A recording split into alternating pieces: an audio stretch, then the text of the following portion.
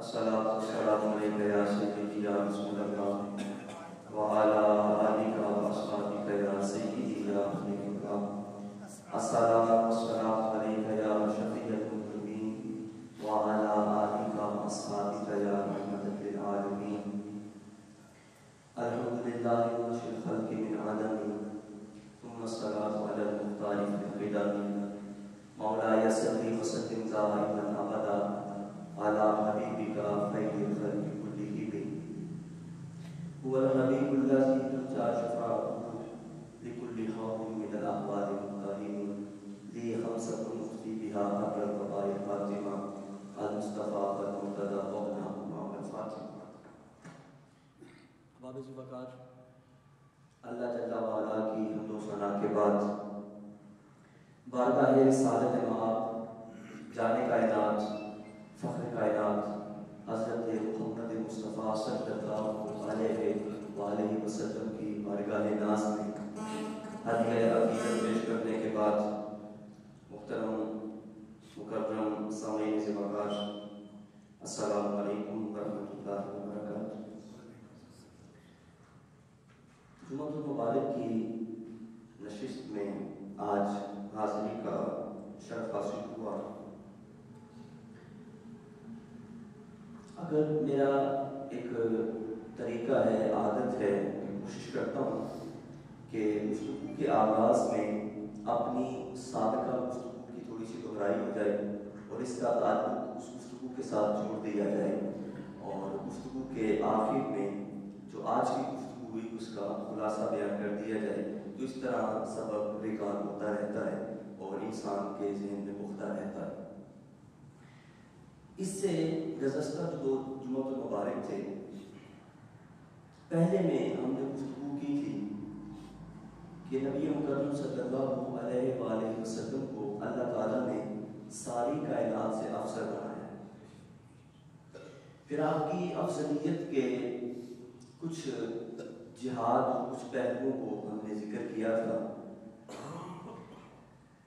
और आला हज़रत की ज़ुबान में कहें तो कहते हैं बेसहीम हो कसीम हो अदील व वसील।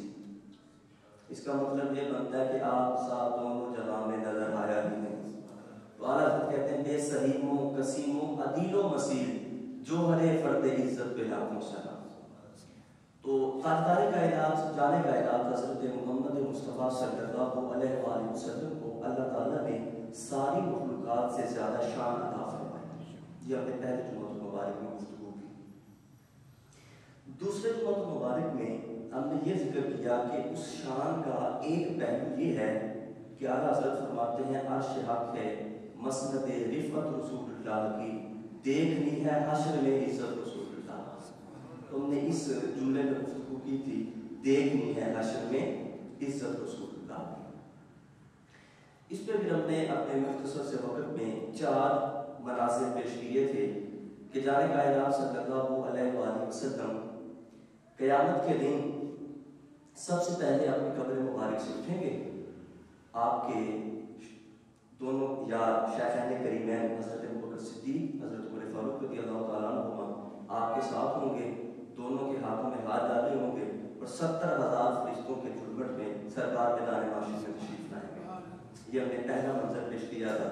दूसरा ये कि क़यामत में नफ्सी नफ्सी के आलम में हज़रत मुहम्मद मुस्तफ़ा सल्लल्लाहु अलैहि वसल्लम के पास मखलूक जाएगी और आपको ये शान अता होगी कि आप अपना सर झुकाएंगे, अल्लाह ताला की तरफ से हुक्म होगा सर को उठाएं, जिसकी आप सिफारिश करेंगे उसको जन्नत नसीब कर दी जाएगी। ये दूसरा मंजर पेश किया था। तीसरी बात यह की थी कि नबी मुकर्रम सल्लल्लाहु अलैहि वसल्लम इरशाद फरमाते हैं कि हर ससुराली रिश्ता हर नस्बी रिश्ता क़यामत के दिन ख़त्म हो जाएगा, लेकिन मेरा नस्बी रिश्ता भी बरकरार रहेगा, मेरा ससुराली रिश्ता भी बरकरार रहेगा। और चौथा मंजर ये पेश किया था कि जाने कायनात हज़रत मुहम्मद मुस्तफ़ा सल्लल्लाहु अलैहि वसल्लम इरशाद फरमाते हैं कि क़यामत के दिन मैं सारी मखलूक में नेकियों के अजर के एतबार से सवाब के एतबार से सबसे बढ़ के मैं मोहम्मद मुस्तफ़ा। तो ये 4 मनासिर जो मैदान हशर में सरकार की शान के इज़हार किए हैं, ये हमने गुफ्तगू की थी। आज की जो हमने गुफ्तगू करनी है वो सूरह हुजरात की रोशनी में नबी पाक के अदब اور صحابہ نے اس ادب کے مظاہر کیسے پیش کیے، ہم نے کچھ اس پہ گفتگو کرنی ہے۔ تو اگر اس کو گزشتہ گفتگو کے ساتھ جوڑیں تو اس کا تعلق یہ بنتا ہے کہ جس کی جتنی شان ہوتی ہے نا اس کے ادب کا اتنا خیال کرنا پڑتا ہے۔ جس کو جتنا مرتبہ، جس منصب کا بندہ ہوتا ہے، جس عہدے کا بندہ ہوتا ہے، اس کو اتنا زیادہ اس کے پروٹوکول کا، اس کی عزت کا، اس کی احساسیت کا، اس کی حساسیت کا خیال کرنا پڑتا ہے کہ اس کا رتبہ ہے، شان ہے۔ تو یہ تو ایک عام زندگی میں بھی ضرورت ہے۔ تو محمد مصطفیٰ صلی اللہ علیہ وسلم جس کو سب سے زیادہ شان عطا ہوئی ہے، ان کی شان کے حوالے سے ادب کے تقاضے کیا ہیں وہ آج ہم مختصر سی گفتگو کریں گے۔ ایک مثال دیتا ہوں، ابو البشر حضرت آدم علیہ السلام کو اللہ نے بڑی شان عطا فرمائی۔ عالم انسانیت کے باب میں اللہ تعالیٰ نے دست قدرت سے بنایا ہے، روح خون کی ہے۔ جب حضرت آدم علیہ السلام کے حوالے سے حکم ہوا فرشتوں کو ان کو سجدہ کریں، فرشتوں نے تو سر جھکا دیا، سجدہ کر دیا، لیکن ایک بندہ اکڑ گیا۔ اب وہ اپنے آپ کو علم والا بھی سمجھ رہا ہے، فضل والا بھی سمجھ رہا ہے، مجھے بھی کہہ رہا ہے کہ یہ مٹی سے بنا ہے، میں آگ سے بنا ہوں، تو مجھے حکم کر رہا ہے اس کے سامنے جھک جاؤں۔ تو اللہ تعالیٰ کی طرف سے حکم ہوتا ہے کہ فَخْرُجْ مِنْهَا فَإِنَّكَ رَجِيمٌ، نکل جا یہاں سے، تو مردود ہے۔ تو بات اسی وقت جو حضرت آدم علیہ السلام کو سجدہ نہ کرے، ان کی بے ادبی کر لے، اپنے سارے کمالات کے باوجود، اپنے علم و فضل اور تکبر کے ایک احساس کے باوجود اللہ اس کو کہتا ہے مردود ہے، نکل جا۔ تو جو سردار ہے، تو حضرت آدم علیہ السلام کو بھی سردار ہے، وہ خود اپنا ذکر، اپنا لقب ارشاد فرماتے ہیں کہ انا سید ولد آدم، جو ولد آدم کے بھی سردار ہے۔ تو محمد مصطفیٰ صلی اللہ علیہ وسلم کے حوالے سے ذرا سی بھی بے ادبی ہو جائے، وہ بندہ کیسا مردود ہو سکتا ہے؟ اس کی مردودیت کا اور راندہ درگاہ ہونے کا اندازہ کیسے کیا جا سکتا ہے؟ جو حضرت محمد مصطفیٰ صلی اللہ علیہ وسلم کے حوالے سے ذرا سی بے ادبی کا مرتکب ہو جائے۔ اس کی دوسری مثال یہ سمجھنے کے لیے یہ بھی ہے کہ حضرت ابو درداء رضی اللہ تعالیٰ عنہ چل رہے ہیں تو حضرت ابو بکر صدیق سے آگے چل رہے تھے، حضرت ابو بکر صدیق پیچھے چل رہے ہیں تو حضرت ابو درداء ان سے آگے چل رہے تھے۔ تو نبی پاک نے حضرت ابو درداء پہ اظہار ناراضی فرمایا، کہا اس شخص سے آگے چل رہے ہو جو تم سے بھی افضل ہے، مخلوق میں، کائنات میں، نبیوں کے بعد سب سے افضل ہے، ابو بکر سے آگے چل رہے ہو۔ تو جو حضرت ابو بکر کے آگے چلے، صرف آگے چلنے میں ادب کا خیال نہ کرے، اس کو یہ ناراضی کا اظہار سہنا پڑتا ہے۔ تو جو محمد مصطفیٰ کی بے ادبی کا مرتکب ہو جائے، جو اس ذات کا خیال نہ کرے کہ اس ذات کے تقاضے کیا ہیں، تو جس کی جتنی شان ہوتی ہے، جتنا مرتبہ ہوتا ہے، اس کو ادب کے لحاظ سے بھی اس کا خیال کرنا پڑتا ہے۔ تو محمد مصطفیٰ صلی اللہ علیہ وسلم آپ کی تشاری برات ہو رہا ہے۔ دیکھیں ہمیں علم ملا ہے ذات مصطفیٰ صلی اللہ علیہ وسلم سے، آپ کی بارگاہ سے ہمیں علم ملا، صحابہ نے ہم تک پہنچایا۔ اب علم روشنی ہے، علم اجالا ہے، علم ضیاء ہے، علم ضروری ہے، لیکن وہی علم فائدہ دیتا ہے جس علم سے محبت مصطفیٰ کی خوشبو ہے۔ جو علم محبت مصطفیٰ کھینچنے لگے اور حضور کی بارگاہ سے دور کرنے لگے، وہ علم کبھی فائدہ مند نہیں ہوتا۔ علم بھی وہی فائدہ مند دیتا ہے، وہی فائدہ ہوتا ہے اس سے جو محمد مصطفیٰ صلی اللہ علیہ وسلم کا ادب سکھائے، آپ کی محبت سکھائے۔ ورنہ دوسرے علم کے بارے تو کہتے ہیں جو کہ گھونگھٹ شرم حجابان، شاید بڑا پیارے انداز میں کہا، کہتے ہیں جو کہ گھونگھٹ شرم حجابان، چھاٹے درس تے خوب کتابان، اتھے کام نہیں پڑھنے پڑھا بندہ، سکھ چاہتے کوئی یار بنا بندہ، اتھے کام نہیں پڑھنے پڑھا بندہ، سکھ چاہتے کوئی یار بنا بندہ۔ اب اسی وقت جو آیے کریمہ آپ کے سامنے تلاوت کی ہے، سورہ حجرات کی ابتدائی آیات ہے۔ سورہ حجرات 18 آیات کے مشتمل دو اس کے اور مختصر سی صورت ہے۔ اس میں پہلی 5 آیات میں، اس کی پہلی 5 آیات میں نبی پاک صلی اللہ علیہ وآلہ وسلم کے ادب کی تلقین کی گئی ہے۔ ویسے تو سارا قرآن ہی حضور کی نعت ہے، اس میں خصوصی طور پہ پہلی 5 آیات سرکار کے ادب سے متعلق ہیں۔ اس کے بعد پھر آیت نمبر 13 تک، یعنی 6 سے آیت نمبر 13 تک جو ہے نبی پاک صلی اللہ علیہ وسلم کی امت کو جو سوشل ایشوز ہیں، جو معاشرتی احکام ہیں، وہ سکھائے گئے ہیں، جیسا کہ غیبت نہ کرنا، مسلمانوں سے صلح رکھنا، الٹے نام نہ لینا، اس طرح کے احکام ہوئے. اور آخری آیات، اس کی 5 آیات آخری ہیں، اس میں یہ حکم ہوا کہ کچھ لوگ تھے، ایک تو مرکز سے دوری تھی، نبی پاک صلی اللہ علیہ وسلم کی بارگاہ سے دور ہیں، دور کے قبیلے کے ہیں، نئے نئے اسلام قبول کیا، اور ویسے بھی وہ اسلام کو چڑھتا دیکھ کے، مقبولیت دیکھ کے انہوں نے اسلام قبول کیا تھا. ابھی ذات مصطفیٰ کے ابھی اتنے آداب کا نہیں پتا تھا، تو ان کے مزاج میں تھوڑی سی ترشی ہوتی تھی. تو اللہ تعالیٰ نے آیات میں وہ ارشاد فرمایا کہ تم یہ نہ سمجھو کہ تمہارے اسلام قبول کرنے سے اسلام کو کوئی فائدہ ہوا ہے، تمہارے اسلام قبول کرنے سے محمد مصطفیٰ کو کوئی فائدہ ہوا ہے. یہ اللہ کا تم پہ احسان ہے کہ اللہ نے تمہیں دین مصطفیٰ کی نعمت عطا فرمائی. تو یہ سورہ حجرات کا میں نے آپ کے سامنے خلاصہ رکھ دیا. پہلی آیت میں اللہ تعالیٰ نے ارشاد فرمایا یا ایھا الذین آمنوا لا تقدموا بین یدی اللہ ورسولہ. اے ایمان والو، اللہ اور اس کے رسول سے آگے نہ بڑھو، اللہ اور اس کے رسول سے آگے نہ بڑھو. اب یہ تقدم نہ کرنا، آگے نہ بڑھنا، اس کی مختلف جہتیں ہیں، مختلف پہلو ہیں، اور ہر پہلو ایک الگ موضوع ہے. مثال کے طور پہ حضور سے آگے بڑھنے کا ایک پہلو یہ ہے کہ حضور کے مقابلے میں انسان کسی سے ویسی محبت نہیں کر سکتا. جانے کائنات خود ارشاد فرماتے ہیں لا یؤمن احدکم حتی اکون احب الیہ من والدہ وولدہ والناس اجمعین. تم میں کوئی ایمان والا ہو نہیں سکتا جب تک اپنی اولاد سے، والدین سے، ساری کائنات سے بڑھ کے مجھ سے محبت نہیں کر لیتا. اسی لیے تو حضرت ابوبکر صدیق رضی اللہ تعالیٰ عنہ کے والد ہیں حضرت ابو قحافہ، اس وقت تک کبھی اسلام قبول نہیں کیا تھا، تو جانے کائنات کے بارے میں بھی نازیبا لفظ کہہ دیے. حضرت ابوبکر صدیق اٹھے، ایک تماچا والد کے چہرے پہ رسید کیا.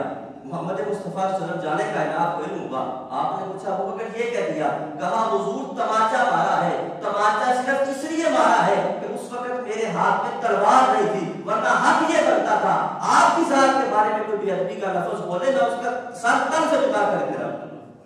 تو محمد مصطفیٰ صلی اللہ علیہ وآلہ وسلم آپ کے جتنی محبت آپ سے کرنے کا حق ہے، اتنا کسی اور سے محبت کرنے کا بھی حق ہے. اس میں بھی تقدم جائز ہے. یہ ایک الگ پہلو ہے. دوسرے پہلو کی طرف آتے ہیں. خصوصاً آج کی گفتگو میں ہم نے 3 پہلو منتخب کیے ہیں. پہلا پہلو یہ ہے کہ اس آیت کا شان نزول بھی ہے. ایک آیت کا شان نزول یہ بیان کیا جاتا ہے کہ عید الاضحیٰ کا موقع تھا، نبی پاک صلی اللہ علیہ وآلہ وسلم پر ایمان لانے والے کچھ لوگوں نے حضور کی قربانی کرنے سے پہلے قربانی کے جانور ذبح کر دیے. ابھی حضور نے قربانی کا جانور ذبح نہیں کیا، انہوں نے اس سے پہلے قربانی کے جانور ذبح کر دیے. آیت نازل ہو جاتی ہے لا تقدموا بین یدی اللہ ورسولہ. اے ایمان والو، اللہ اور اس کے رسول سے آگے نہ بڑھو. قربانی بے شک اللہ کے لیے ہے، یہ نیکی ہے، ضروری ہے، اللہ کی عبادت ہے، لیکن عبادت بھی تب تک قابل قبول نہیں ہوتی جب تک محمد مصطفیٰ کی بارگاہ سے مہر نہیں لگتی. عبادت بھی تب قابل قبول ہوتی ہے جب محمد مصطفیٰ کی بارگاہ سے مہر لگ جاتی ہے. اس آیت میں ایک اور شان نزول بیان کیا جاتا ہے کہ رمضان مبارک کا موقع قریب تھا، ابھی ماہ رمضان شروع ہونے لگا تھا، 1-2 دن کم تھے، کچھ لوگوں نے روزے رکھنے شروع کر دی. جانے کائنات حضرت محمد مصطفیٰ نے بھی نہیں رکھے، دوسرے لوگوں نے روزے رکھنے شروع کر دیے کہ جو اس کی تیاری ہو جائے گی ذرا. تو اللہ کا حکم آ گیا کہ وہ روزہ بھی قبول نہیں ہے جو محمد مصطفیٰ سے پہلے ہو. پھر قبول کیسے ہے؟ قرآن میں سینکڑوں بار نماز کا حکم ہے. نماز کو طریقہ کہیں سکھایا، حضور نماز کیسے پڑھے؟ تو کہا سلو کما رأیتمونی اصلی. تمہاری نماز بھی وہی ہوگی جیسے مجھے نماز پڑھتا دیکھو گے، جیسے میں نماز پڑھوں گا وہی تمہاری نماز ہوگی. تو ڈاکٹر شبیر حسن نے یہاں بڑی گفتگو بڑے پیارے انداز میں اشعار میں کہا ہے، کہا کہ رکوع، سجدے، تشہد، قیام بنتے گئے. رکوع، سجدے، تشہد، قیام بنتے گئے، بس آپ کرتے گئے، نظام بنتے گئے. بس آپ کرتے گئے، نظام بنتے گئے. اور جو لوگ پشتوں سے کچھ بھی نہ تھے سوائے غلام، جو لوگ پشتوں سے کچھ بھی نہ تھے سوائے غلام، درود پڑھتے گئے، امام بنتے گئے.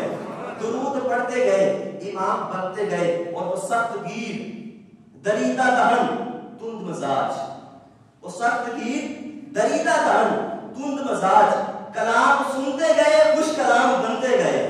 کلام سنتے گئے، خوش کلام بنتے گئے، اور پھر کہتے ہیں بس ایک نام محمد چنا گیا، اور پھر بس ایک نام محمد چنا گیا، اور پھر اس ایک نام سے سب نیک نام بنتے گئے۔ تو بس آپ کرتے گئے، نظام بنتے گئے، تمہاری نماز بھی وہی ہوگی جیسے مجھے نماز پڑھتا دیکھ۔ تو یہ ہے نبی پاک صلی اللہ علیہ وسلم، نیکی میں بھی حضور سے تقدم جائز نہیں ہے، عبادت میں بھی حضور سے تقدم جائز نہیں ہے، جو خالص اللہ کے لیے کام کرنا اس میں بھی حضور سے تقدم جائز نہیں ہے۔ یہ ایک پہلو تھا۔ اس کا دوسرا پہلو یہ ہے، جب نبی پاک صلی اللہ علیہ وسلم کسی چیز کا فیصلہ فرما دیں، آپ کسی چیز کا حکم فرما دیں، پھر اس پہ کسی کو اپنی رائے دینے کا، آپشن پیش کرنے کا اختیار نہیں رہتا، بس ختم۔ جو حضور نے فیصلہ کر دیا، کہہ دیا تو ہو گیا، بس حضور نے کہنا ہے وہ بات حتمی ہے، اس پہ کسی کو اپنی رائے پیش کرنے کا اختیار نہیں ہوتا۔ اب صحابہ نے اس پہ عمل کیسا کر کے دکھایا، اس پہ میں کچھ مثالیں پیش کرتا ہوں۔ مسلمانوں کے لیے یہ قانون ہے کہ ایک مرد اگر عدل کے تقاضے پورے کر سکتا ہے تو ایک وقت میں 4 عورتوں کو اپنے نکاح میں رکھ سکتا ہے۔ حضرت محمد مصطفیٰ صلی اللہ علیہ وسلم جانے کائنات اس سے مستثنا ہے، وہ آپ کے خصائص میں ہے، آپ جتنے چاہے نکاح فرما سکتے ہیں، لیکن امت کے لیے قانون ہے کہ ایک وقت میں 4 عورتوں کو عدل کے تقاضے پورے کر سکتا ہو تو نکاح میں رکھ سکتا ہے، یہ سب کے لیے قانون ہے۔ لیکن ایک جگہ جانے کائنات حضرت محمد مصطفیٰ فرماتے ہیں علی جب تک میری بیٹی فاطمہ تیرے نکاح میں ہے دوسرا نکاح نہیں کر سکتے۔ اب سب نے سنا، کسی نے بھی نہیں کہا یا رسول اللہ سب کے لیے قانون اور علی کے لیے قانون بدل گیا، کیوں؟ سب جانتے ہیں جو محمد مصطفیٰ کہہ دیتے ہیں کسی کو اپنے رائے پیش کرنے کا اختیار رہتا ہی نہیں ہے، اور جو فرماتے ہیں وہ بات حتمی ہوتی ہے۔ اس پہ دوسری مثال، حالت جنوب میں ایک شخص جنوبی ہے، مسجد میں آنے کی اجازت نہیں ہے، اور اگر کوئی معتکف ہے اعتکاف کر رہا ہے مسجد میں، غسل فرض ہوتا ہے تو اس کے لیے ضروری ہے کہ فوراً اٹھے اور مسجد سے نکل جائے اور غسل وغیرہ کر کے پھر مسجد میں آئے۔ یہ ساری امت کے لیے قانون ہے کہ غسل فرض ہو، جنوبی شخص ہو، اس کو مسجد میں آنے کی اجازت نہیں ہے، سب کے لیے یہ قانون ہے۔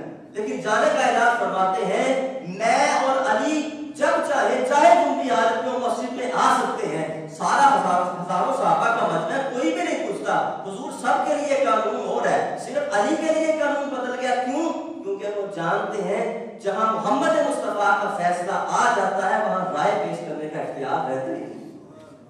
تو ایک تقدم کی صورت یہ ہے کہ جو حضور فرما دیں اس کے بعد کسی کو اپنی رائے پیش کرنے کا کوئی اختیار نہیں رہتا۔ اس کی تیسری مثال، کسی عورت کا شوہر فوت ہو جائے تو اس کی عدت وفات 4 ماہ 10 دن ہے کہ وہ 4 ماہ 10 دن عدت میں گزارے گی۔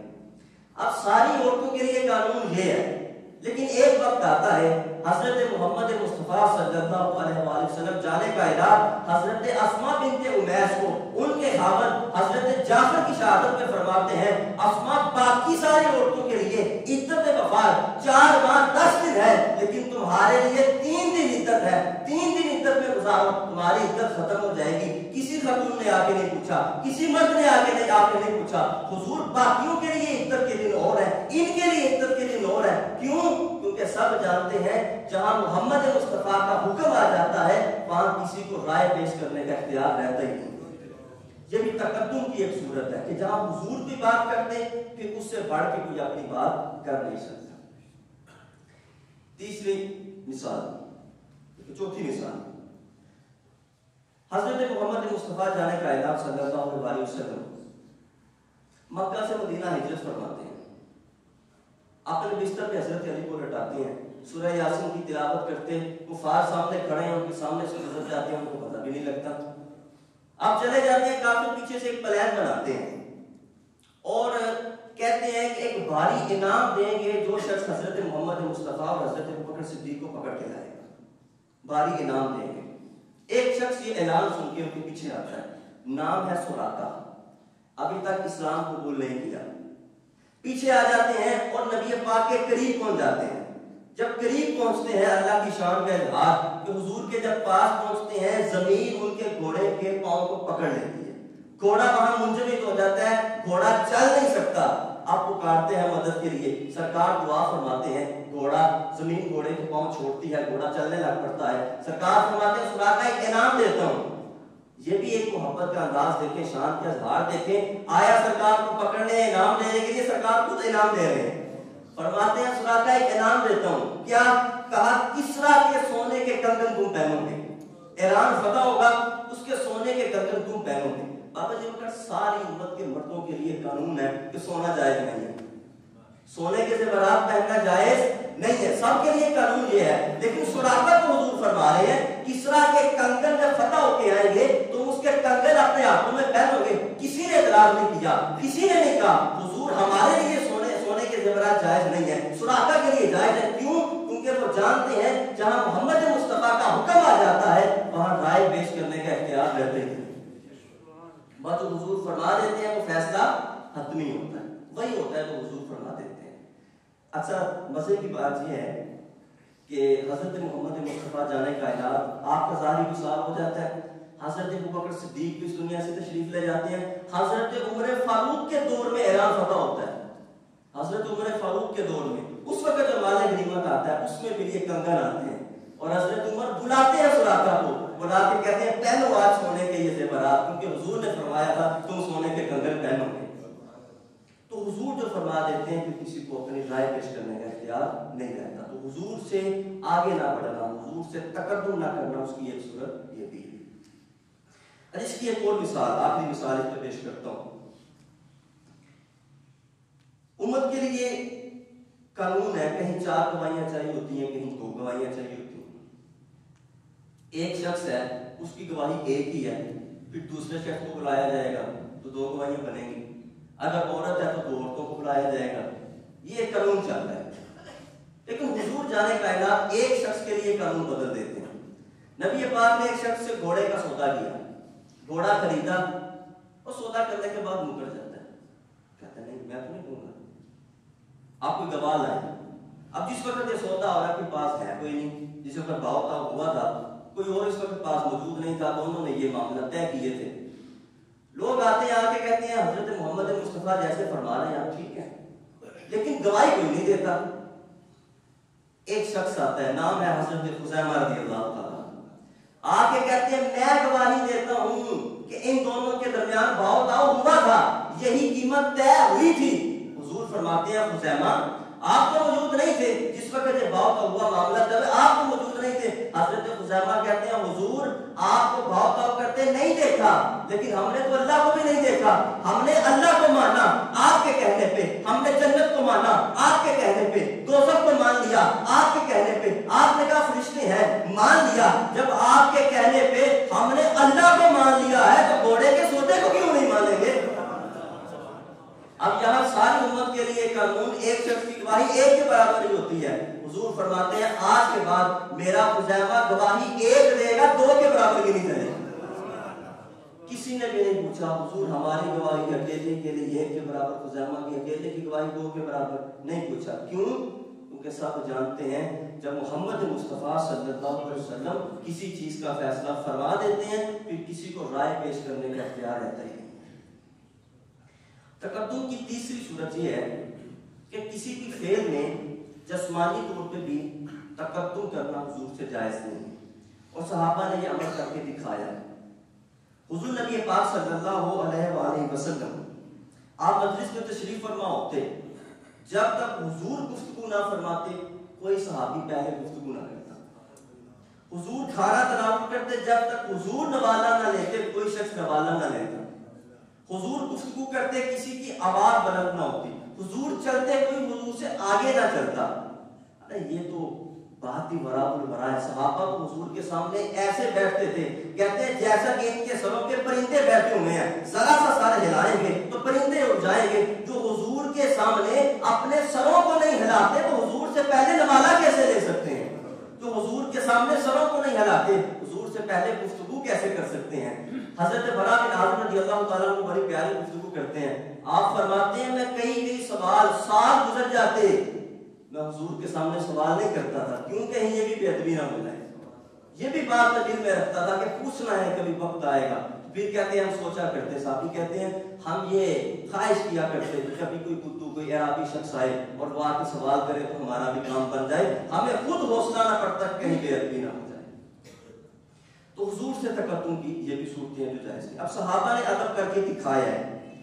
اس کی ایک مثال حضرت عروہ بن مسعود ثقفی، ابھی اسلام قبول نہیں کیا، حدیبیہ کے مقام پہ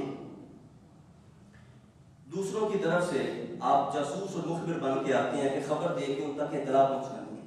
اب یہاں دیکھتے ہیں حضور کے صحابہ کو دیکھتے ہیں، حضور کے اطوار انداز دیکھتے ہیں، دیکھنے کے بعد واپس جاتے ہیں. کہا ہاں عروہ بتاؤ پھر کیا خبر لائے ہو؟ کہا خبر یہ لایا ہوں میں تمہیں مشورہ دیتا ہوں محمد مصطفیٰ سے کبھی جنگ نہ کرنا، محمد مصطفیٰ سے کبھی جنگ نہ کرنا. کہا یہ کیا ان کے پاس گئے ہو، ان کی بولی بولنے لگے ہو؟ کہا ان کی بولی نہیں بولنے لگا، بات یہ کرنے لگا ہوں میں ایران کے بادشاہ کے پاس گیا، میں کیسے و کسرا کے پاس گیا، میں نے کسی کے ساتھ والوں کو، کسی کے وزیروں کو، کسی کے دوستوں کو ایسا ادب کرتے نہیں دیکھا جیسا ادب میں نے محمد مصطفیٰ کے صحابہ کو محمد مصطفیٰ کا کرتے دیکھا ہے. کہا کوئی مثال دو؟ کہا مثال یہ ہے جب جانے کا علاج تھوک پہنتے ہیں تو تھوک نیچے نہیں گرنے دیتے، ہاتھ کرتے ہیں اپنے جسم پہ مال لیتے ہیں. جانے کا علاج وضو کرتے ہیں وہ وضو کے قطروں کو نیچے نہیں گرنے دیتے، ہاتھ کرتے ہیں جسم پہ مال لیتے ہیں. جانے کا علاج گفتگو کرتے ہیں، ان کی گفتگو کے سامنے کوئی گفتگو نہیں کرتا، اونچی آواز نہیں کرتا، وہ حکم دیتے ہیں، وہ دوڑ کے جاتے ہیں. کوشش ہر کوئی یہ کرتا ہے کہ سب سے پہلے میں یہ کام کروں گا. کہا جب تھوک کا قطرہ نیچے نہیں گرنے دیتے، وضو کا قطرہ نیچے نہیں گرنے دیتے، وہ اپنے نبی کا خون کیسے نیچے گرنے دے سکتے ہیں؟ کہا ادب یہ ہے، شان یہ ہے، اور اس ادب کے تقاضے صحابہ پورا کر کے دکھاتے ہیں. اس لیے میرا مشورہ ہے کہ ان سے جنگ نہ کرنا. تو صحابہ نے یہ ادب کر کے دکھایا. حضرت عروہ بن مسعود بعد میں ایمان لے آئے، پہلے یہ ساری انہوں نے بات بیان کی. اب اسی وقار حضور سے آگے نہ بڑھنا، اس کی ایک اور مثال حضرت ابوبکر صدیق رضی اللہ تعالیٰ عنہ کی سیرت پاک سے. حضور نبی پاک صلی اللہ علیہ وسلم قبیلہ بنو عمر بن عوف پہ تشریف لے گئے کہ کسی بات کی وجہ سے آپ وہاں ہیں، نماز کا وقت ہو گیا، ابھی حضور واپس تشریف نہیں لائے تھے. مؤذن نے آ کے حضرت محمد مصطفیٰ صلی اللہ علیہ وسلم کے یار غار حضرت ابوبکر صدیق سے کہا کہ حضور ابھی واپس تشریف نہیں لائے، اگر میں اذان دے دوں اقامت پڑھتا ہوں آپ نماز ادا کرتے ہیں، آپ امامت کروائیں. حضرت ابوبکر صدیق کہتے ہیں ٹھیک ہے. اذان ہوئی، اقامت ہوئی، مصلی امامت پہ حضرت ابوبکر صدیق آ گئے. نماز شروع ہو گئی، دوران نماز حضرت محمد مصطفیٰ مسجد میں تشریف لے آئے. سرکار مسجد میں آتے ہیں اور پھر جب وہ آتے ہیں پھر خبر ہو ہی جاتی ہے، کیونکہ صحابہ کہتے ہیں کہ ہمیں کبھی تلاش کرنے کی ضرورت اس وجہ سے نہیں پڑتی تھی، پوچھنا اس وجہ سے نہیں پڑتا تھا کہ سرکار کہاں ہے، بس جس گلی میں خوشبو آتی تھی ہم وہاں سے گزر جاتے تھے، پتہ لگ گیا سرکار کہاں سے. تو جانے کا اعلان حضرت محمد مصطفیٰ صلی اللہ علیہ وسلم آپ مسجد میں تشریف لائے، آخری صف میں آئے، صحابہ نے جگہ چھوڑی، حضور آگے، حضور آگے، حضور آگے. صحابہ تصفیق کرتے ہیں، ہاتھ پہ ہاتھ مارتے ہیں تاکہ امام کو پتہ لگ جائے، صدیق کو پتہ لگ جائے کہ جانے کا اعلان پیچھے آ گئے ہیں. حضرت ابوبکر صدیق نے جب تصفیق کی آوازیں سنی، لوگ ہاتھ پہ ہاتھ مار رہے ہیں، یہ آوازیں سنی، دوران نماز حضرت ابوبکر صدیق ایسے چہرہ پلٹ کے پیچھے دیکھتے ہیں، التفات کرتے ہیں، پیچھے کر کے دیکھتے ہیں، حضور پیچھے ہیں. حضرت ابوبکر صدیق مصلی چھوڑتے ہیں، پیچھے کی طرف آ جاتے ہیں. حضرت محمد مصطفیٰ جانے کا اعلان آپ حکم دیتے ہیں اپنی جگہ پہ کھڑے رہو. حضرت ابوبکر ہاتھ کھڑے کر دیتے ہیں، ہاتھ کھڑے کر کے پیچھے آ جاتے ہیں. حضرت محمد مصطفیٰ پہلی صف سے مصلی امامت پہ تشریف لاتے ہیں، آپ امامت فرماتے ہیں. نماز کے بعد پوچھتے ہیں ابوبکر میں نے اشارہ کیا تھا اپنی جگہ پہ کھڑے رہو، پھر کیوں نہیں کھڑے رہے، پیچھے کیوں آگے؟ کہا حضور اس وجہ سے ابو قحافہ کے بیٹے کی کیا جرت ہو سکتی ہے کہ محمد مصطفیٰ سے آگے کھڑے ہو کے نماز پڑھیں. ابو قحافہ کے بیٹے کی جرت کیسے ہو سکتی ہے؟ میں تو یہ بھی حیران ہوتا ہوں سوچ کے کہ نبی کے خیال سے نماز کیسے ٹوٹ سکتی ہے، کیسے نماز ٹوٹ جاتی ہے نبی کا خیال آنے سے. ارے صدیق کا چہرہ گھما کے پیچھے دیکھ کے مصلی چھوڑ کے حضور کو آگے کر کے صدیق کی نماز نہیں ٹوٹتی، صدیق کا احترام کر کے نہیں ٹوٹتی، خیال سے کیسے ٹوٹے گی؟ صدیق نے احترام کر کے دکھایا نماز نہیں ٹوٹتی، تو خیال سے کیسے ٹوٹ سکتی ہے؟ اللہ اکبر. اب بات محبت کی چڑی ہے تو ایک بات اور ہو جائے. حضرت انس فرماتے ہیں حضور مرض وصال میں ہے، بستر علالت میں ہے، حکم دیا ابو بکر صدیق کو کہو لوگوں کو نماز پڑھائے.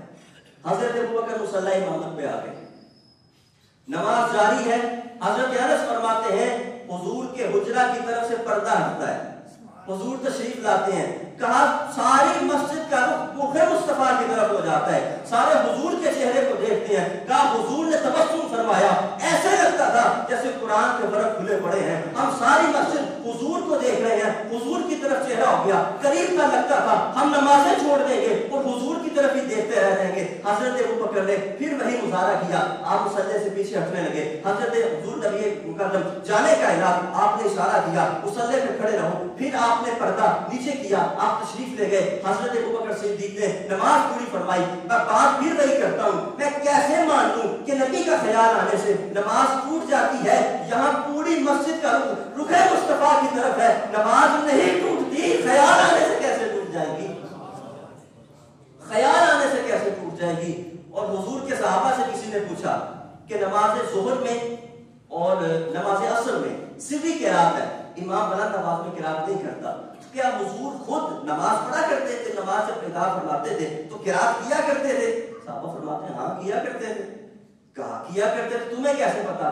کہا اس طرح پتا ہے کہ دوران نماز ہم پیچھے حضور کے کھڑے ہوتے تھے، نماز میں ہوتے تھے، لیکن ہماری آنکھیں رخ مصطفیٰ پہ لگی ہوتی تھی، حضور کی داڑھی ہلتی تھی، ہمیں پتہ لگ جاتا تھا حضور قرات فرما رہے ہیں. ارے صحابہ کی دوران نماز حضور کی داڑھی کی حرکت کو دیکھنا، حضور کے رخ کو دیکھنے سے نماز نہیں ٹوٹتی، خیال آنے سے کیسے ٹوٹ جائے گی؟ تو صحابہ نے یہ ادب کر کے دکھایا، اور ادب ہی اثاثہ ہے. باب سی وقار ایک پہلو یہ ہے کہ نبی پاک سے تقدم جسمانی طور پہ بھی جائز نہیں ہے. حضرت ابو بکر صدیق نے مثال کر کے دکھائی. اب حضرت ابو بکر صدیق کی بات ہوئی جائے تو چاروں یاروں کی بات ہو جائے. انہوں نے کیسے ادب کی مثالیں پیش کی. حضرت عمر فاروق رضی اللہ تعالیٰ عنہ، آپ نے گلی سے ایک دفعہ گزرے ہیں، حضرت عباس کے گھر کے قریب سے گزرے. جب گزرے تو اوپر سے کچھ خون کے قطرے پر نالے سے گرے، ان کے کپڑوں کو لگے، واپس گئے، کپڑے تبدیل کیے، حکم دیا کہ پرنالہ اکھاڑ دیا جائے. پرنالہ اکھاڑ دیا گیا. حضرت عمر آج تشریف لے آتے ہیں. جب حضرت عباس ان کے پاس آتے ہیں، آ کے کہتے ہیں عمر آپ نے جو پرنالہ اکھاڑنے کا حکم دیا ہے نا، آپ کو پتہ ہے یہ کس نے لگایا تھا؟ کہا کس نے لگایا تھا؟ کہا جانے کائنات حضرت محمد مصطفیٰ نے خود لگایا تھا. اب حضرت عمر فاروق نے جب یہ سنا کہ یہ تو وہ پرنالہ تھا جو جانے کائنات نے خود لگایا تھا، حضرت عمر اس طرح میں آ گئے، طبیعت بگڑنے لگی، آپ پریشان ہونے لگے، افسردہ سے ہو گئے. کہا عباس یہ پرنالہ دوبارہ لگے گا اور ایسے نہیں لگے گا، اس کا کفارہ یوں ادا ہوگا، میں کھڑا ہوں گا، میرے کندھوں کے اوپر تمہارے پاؤں ہوں گے اور میرے کندھوں کے اوپر پاؤں رکھ کے پرنالے کو دوبارہ لگانا، اس پرنالے کو جو محمد مصطفیٰ نے خود لگایا. تو جب حضور کوئی فیصلہ فرما دے، حضور کوئی کام کر دے، پھر اس میں تقدم جائز نہیں ہوتا. عمر بھی فرماتے ہیں جس پرنالے کو سرکار نے لگایا تھا عمر اس کو اکھاڑنے کا حکم نہیں دے سکتے. تو یہ دوسری مثال. تیسری مثال حضرت عثمان غنی کی. حضرت عثمان غنی رضی اللہ تعالیٰ عنہ جب حدیبیہ کے مقام پہ عثمان کو روک دیا گیا، سفیر بنا کے حضرت عثمان کو بھیجا گیا اہل مکہ کی طرف. حضرت عثمان جاتے ہیں، ان سے ڈائلاگ ہوتی ہے، گفتگو ہوتی ہے، تو کہا جاتا ہے کہ عثمان آپ کو عمرہ کرنے کی اجازت ہے، باقی مسلمانوں کو عمرہ کرنے کی اجازت نہیں ہے، وہ اگلے سال ملے گی. اب حضرت عثمان کہتے ہیں کہ عمرہ کرنے کی مجھے اجازت ہے. کہا اجازت ہے. کہا لیکن میں عمرہ نہیں کروں گا، اس لیے کہ مجھے عمرہ دیا ہے محمد مصطفیٰ نے، مجھے عمرے کی نعمت ملی ہے محمد مصطفیٰ کی بارگاہ سے. جب تک محمد مصطفیٰ عمرہ نہیں کرتے عثمان بھی عمرہ نہیں کرے گا. حضرت عثمان نے عمرہ نہیں کیا. کہا جب تک میرے سرکار عمرہ نہیں کرتے عثمان بھی عمرہ نہیں کرے گا. تو تقدم کسی بھی صورت میں جائز نہیں. چوتھے یاد کی مثال حضرت علی المرتضیٰ رضی اللہ تعالیٰ عنہ. حدیبیہ کے مقام ہے، حدیبیہ کے مقام ہے، معاہدہ لکھا جا رہا ہے صلح کا، لفظ آ جاتا ہے محمد رسول اللہ. وہاں سے اعتراض آتا ہے کہ آپ اپنی طرف سے نام لکھ رہے ہیں محمد رسول اللہ اور جب آپ کو رسول اللہ تسلیم کر لینا ہے تو پھر ہماری لڑائی کرے گی. تو ہمارا مطالبہ یہ ہے کہ آپ محمد لکھا رہنے دیں, رسول اللہ کو آپ مٹا دیں. حضور حضرت علی کو فرماتے ہیں علی مٹا دو. حضرت علی کہتے ہیں حضور میرا ادب تو گوارا نہیں کرتا, میں تو نہیں مٹاؤں گا. حضور کو ساری دستاویز حضور کے سامنے رکھتے ہیں. حضور آپ جو فرمانا چاہیں, آپ جو کرنا چاہیں وہ تو ہو سکتا ہے, علی یہ فیصلہ نہیں کر سکتا کہ اپنے ہاتھوں سے رسول اللہ کے لفظ کو مٹا. میرا ادب یہ گوارا نہیں کرتا. تو انہوں نے ادب کر کے دکھایا, اور یہ ہمارے سامنے رول ماڈل ہے کہ ایسا ادب کرنا ہے کہ پھر ایسا ادب کائنات میں اور کسی ذات کا خیال بھی نہیں آ سکتا کہ ویسا ادب کیا. ہمارے ایک استاد تھے, وہ بڑی دلچسپ بات کیا کرتے تھے. وہ فرماتے تھے کہ لوگ کہتے ہیں کہ حکم ادب سے بڑھ کے ہوتا ہے, کہ آپ ادب کر رہے ہیں, جہاں حکم آ جائے وہاں پہ آپ نے ادب کو چھوڑ کے حکم مان لیا. تو وہ ایک دلچسپ بات کرتے تھے, کہتے نہیں میں یہ نہیں کہتا, میں کہتا ہوں نہیں, حکم سے بڑھ کے بھی ادب ہی ہوتا ہے. تو ہم نے کہا کہ اس کی مثال بھی دے دیں, کوئی دلیل دے دیں. کہا دلیل یہ ہے, حضرت علی کو حکم ہوا تھا مٹا دے, کہا حضور میرا ادب تو گوارا نہیں کرتا, آپ کا حکم اپنی جگہ, لیکن آپ خود مٹانا چاہیں تو مٹا سکتے ہیں, علی کا ہاتھ اس کو نہیں مٹا سکتا. تو احباب سے وقار حضور جانے کائنات حضرت محمد مصطفیٰ صلی اللہ علیہ وآلہ وسلم کی بارگاہ کی یہ ادب ہے جو صحابہ نے کر کے دکھائے.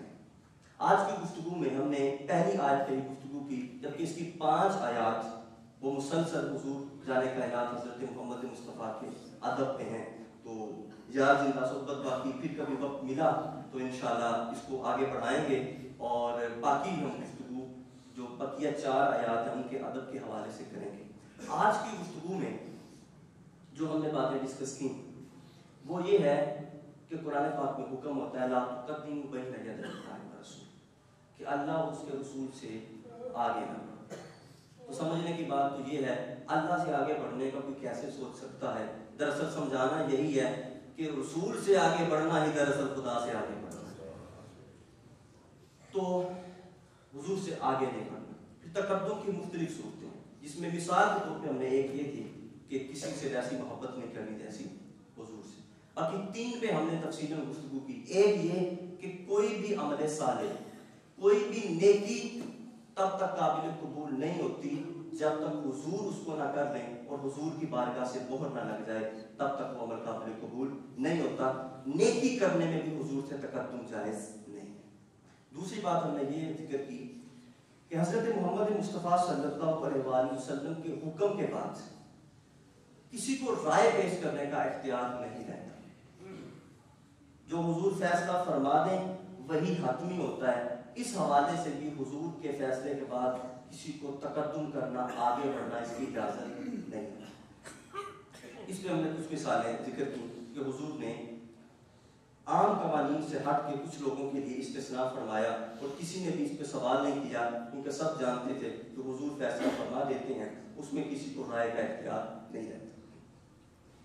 تیسرا پہلو ہم نے یہ ذکر کیا جسمانی اور فعلی لحاظ سے بھی حضور سے تقدم جائز نہیں. اس پہ مختلف مثالیں پیش کی, جیسا کہ حضرت ابوبکر صدیق رضی اللہ تعالیٰ عنہ مصلی امامت چھوڑ کے حضور کو مصلی پہ آنے کا گزارش کرتے ہیں اور ہاتھ کھڑے کر دیتے ہیں, اس لیے کہ حضور سے آگے بڑھنا چلنے پھرنے میں ہو, گفتگو کرنے میں ہو, نماز پڑھنے میں ہو, کسی بھی بات میں ہو, کھانے پینے میں ہو, حضور سے تقدم جائز نہیں ہے. نہ کسی بات میں, نہ کسی فعل میں, نہ کسی عمل صالح میں, نہ کسی رائے میں, نہ کسی حکم میں. دعا ہے اللہ تعالیٰ نے حضور کا پکا سچا عاشق بننے کی توفیق عطا فرمائے, حضور کی شریعت پہ کما عمل کرنے کا توفیق عطا فرمائے. وما علیہ